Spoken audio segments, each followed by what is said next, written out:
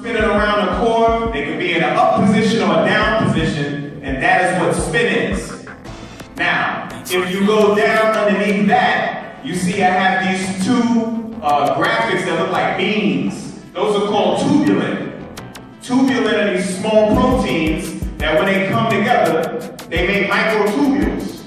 Microtubules are what is the skeleton of all your cells and the nervous system of all your cells. It gives it its structure, and it's what transports the electricity within inside the cell.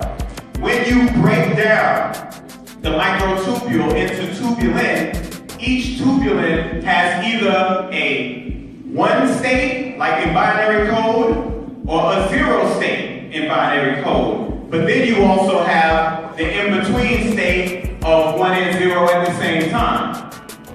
When you come down, you have a cylinder. Those cylinders are called centrioles.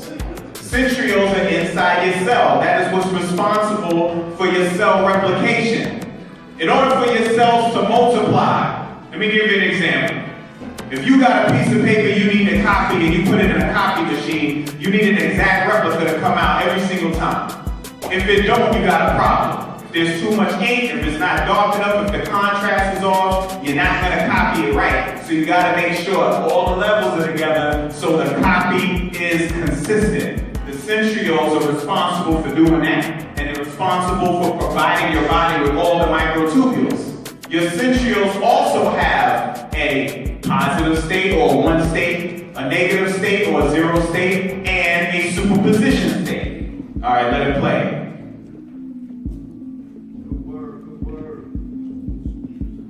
These are the tubulin forming into microtubules, okay? Just so you can get an idea of what I'm talking about. Those are the 2 states and the third. This is the centriole, all right? And there's 2 of them that form an L position. It is proposed here that normal mirror-like mitosis, is organized by quantum coherence and quantum entanglement among microtubule-based centrioles and mitotic spindles, which ensure precise complementary duplication of daughter cell genomes and recognition of daughter cell boundaries. What does that mean? Yeah. What was all that? Right? In so many words, what they're saying is, all the information I just gave you in regards to the plus, the minus, and the superposition is what's responsible for making sure that every copy is efficiently copied. You see, you do not want a copy deteriorating every time it's copied, because that's what senescence is.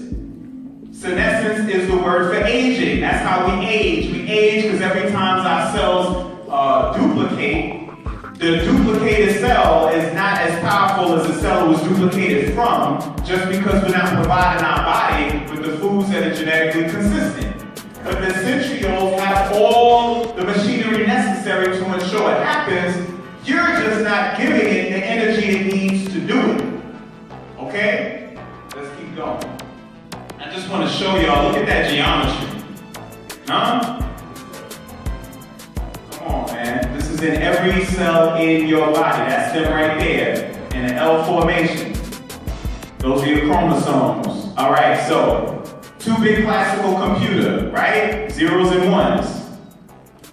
All right, but see, when you get into when you get into a supercomputer or quantum, because they're getting into quantum computers now. Quantum computers, and what that means is the same way you might have a 27-inch retinal display at home with I don't know, maybe about 60 gigs of RAM up on there, 80 terabytes and all that. Imagine if they could take all that and put that on a little strip. You know, the little dentine strips you put in your mouth in order to freshen your breath? Imagine all that could fit on that little piece. See, that's where the future's going, based upon qubits. Qubits meaning quantum bit, a quantum bit of information, all right? Because they're taking in consideration not just the 0, not just the 1, but that superposition of the 0 and the 1 at the same time. It's almost like you opened up a door that wasn't even there. You see, and it's expanding the potential on how you can store information. Now, for all the people who study chemistry, What was the basic unit of measurement in cubic? Say that louder, people. Cubits. Okay, 20.6 inches. Now, how and why did our ancestors utilize that term cubic as their basic form of measurement? And now in the future, when we're dealing with us moving forward in technology, that's the future of our technology is actually our past.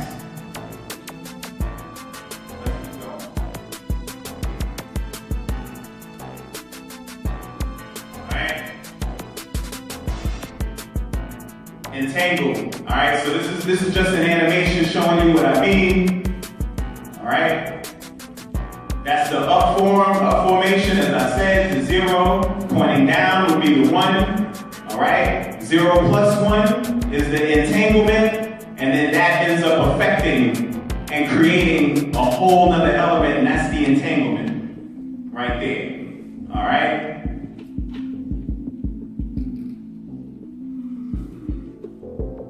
It's going to sink in as we move forward. All right, pause that. All right, now, microtubules is in every cell of your body, as I said.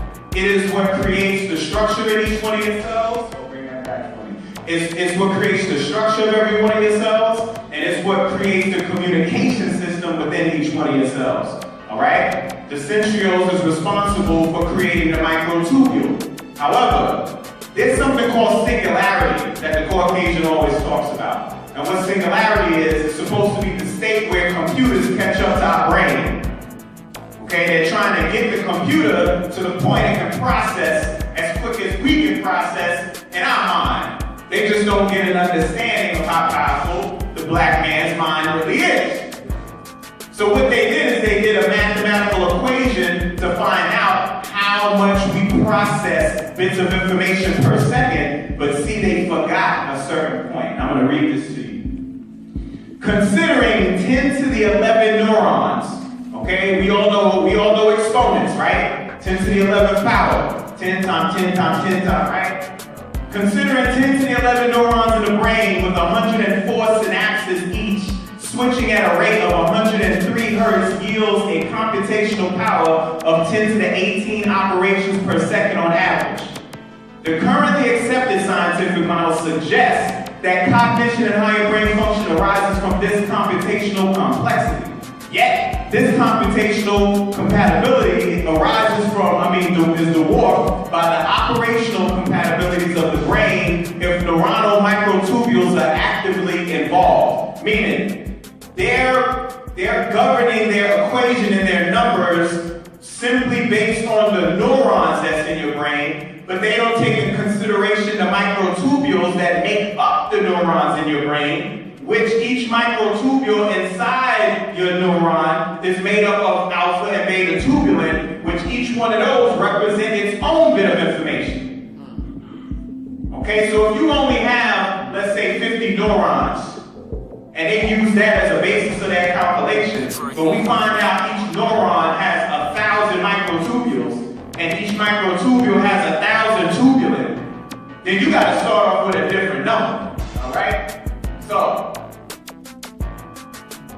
yet this computational compatibility is dwarfed by the operational compatibilities of the brain if neuron MTs are actively involved. There are roughly 107 tubulin dimers, right? The MT-forming proteins per neuron that may change their conformational states on a scale of 109 hertz, yielding 10 to the 16 operations per second per neuron, or 10 to the 27th operation per second for an entire brain. 10 times 10 times 10 times 10, 27 times is what you process every second. 10 times 10 times 10, 27 times is what your brain can process per second. That's just what they measured so far. That number will grow. So computers got a long way to go before they think like you and me. Let's keep going. We just getting one. Because Because y'all gotta understand what y'all have inside you. Now, I was at the evolution conference and we was all talking about origins of life. Nobody talked about ribosomes. You know, people talk about Eve was made from Adam's rib. They actually believe that. See, Eve deals with, let it go, Eve deals with flesh and form in the body. Okay? Adam deals with a certain force and structure. That's why men build, right? So we're talking about the ribosome. Because you got deoxyribonucleic acid. That's DNA. You got ribonucleic acid, which is RNA. And you got ribosomes. That deals with the construction of the proteins which governs your flesh.